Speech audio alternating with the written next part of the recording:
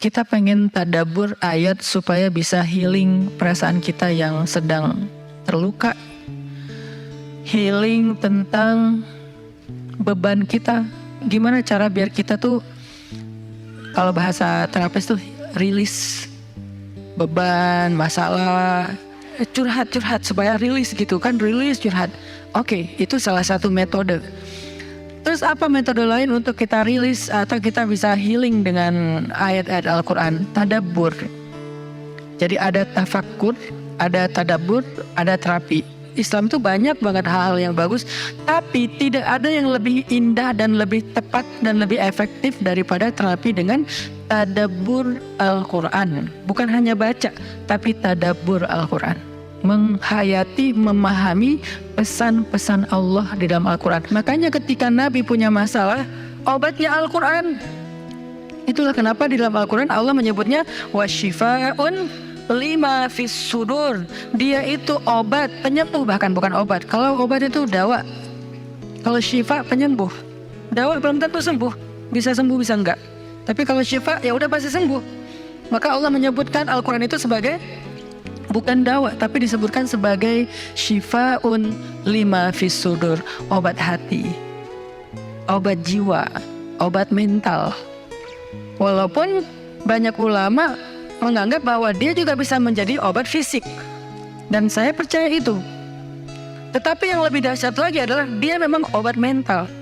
Pertanyaannya, bagaimana menjadikan Al-Quran sebagai syifa, healing? Ayat-ayatnya gimana cara kita mentadabburinya? Semua ayat sama, cuman yang membedakan satu dengan yang lain fadilahnya. Tapi semua sama-sama istimewa. Jadi nggak boleh ada satupun ayat yang kita anggap nggak penting. Alif Lam Mim, apa pentingnya ya? Nun, Qaf, Shad, satu huruf doang. Enggak, biasa aja.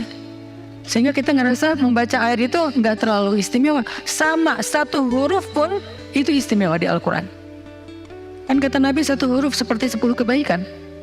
Jadi kalau kita baca Nun, udah aja, alhamdulillah udah ngaji. 10 kebaikan loh itu. Tapi kalau udah tahu 10 kebaikan, ngapain satu huruf? Udah aja wal qalami wa ma yasturun, lanjut dong. Udah tahu tuh 10 kebaikan cuma satu huruf, sayang banget ya kalau ada waktu. Dan ketika membacanya jangan target saya harus cari waktu yang tepat nih buat baca Quran biar khatam 1 juz. Jangan cari waktu yang tepat, susah. Lama-lama sampai malam akhirnya nggak kebaca. Asal ada waktu baca aja dulu, dapat setengah halaman, dapat 2 baris, dapat 1 baris, pokoknya baca aja dulu. Jadi tadabbur, cara untuk bisa menjadikan Al-Quran sebagai syifa, tadabbur. Bagaimana dulu Nabi, sahabat, orang-orang solih mentadabburi Al-Quran? Yang pertama adalah mereka membaca Al-Quran secara tematik, supaya kita dapat sesuai dengan problem kita, masalah kita, hajat kita. Tematik. Lagi ada masalah apa kita?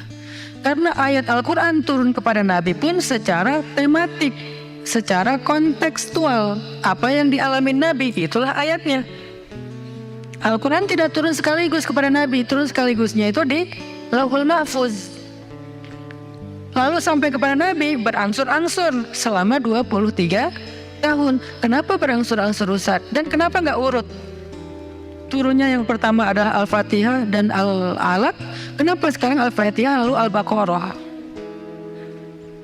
Kenapa enggak Al-Fatihah, Al-Alaq, kemudian surat apa lagi yang berurutan sesuai dengan urutan turun? Kenapa kok dibalik-balik, kok diacak-acak? Karena Al-Quran turun itu secara tematik, teman-teman. Hikmahnya apa? Hikmahnya karena dia tidak turun untuk sekedar dibaca. Dia turun untuk ditadaburi supaya jadi solusi, petunjuk dalam hidup. Petunjuk apa? Petunjuk terhadap masalah yang lagi dihadapin. Dan kita nggak akan dapat petunjuk kalau nggak ngerti kan? Coba baca petunjuk penggunaan obat. Bahasanya bahasa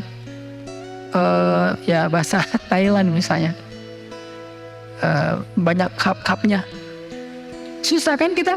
Gimana berapa hari sekali? Kayaknya 5 kali sehari deh. Padahal cuma 2 kali sehari. Nggak bisa dapat petunjuk karena nggak ngerti. Maka supaya kita bisa tadabbur, kita pahami. Nah, memahami apa? Sesuai dengan tema. Kita boleh aja bagus banget malah baca Al-Quran secara berurutan, tapi itu target baca ya, target tilawah, bukan target tadabbur. Tadabbur beda sama tilawah. Tilawah tetap dia nggak usah diganggu gugat, udah segitu aja. 1 hari 1 juz, setengah juz, 2 bulan sekali khatam, sebulan sekali khatam, itu lanjut aja udah. Karena itu memang target membaca. Tapi target tadabbur beda sama target membaca. Bikin 2 target. Kalau tadabbur memang gak panjang-panjang dan gak berurutan, tematik. Kita mau lagi masalah apa sih? Gimana kita cari temanya Ustadz? 1, bisa nyari ke Simbah Google, ayat tentang, klik keluar. Buat kita yang mungkin kita sama nih dengan saya, masih sama-sama belajar, paling gampang tadi nanya aja ke Google, pakai aja indeks. Atau cara yang lebih, ini kalau mau, saya beberapa kali nyoba soalnya, kalau mau bukan ngetes ya, kalau mau agak sedikit lebih seru nih, agak lebih seru.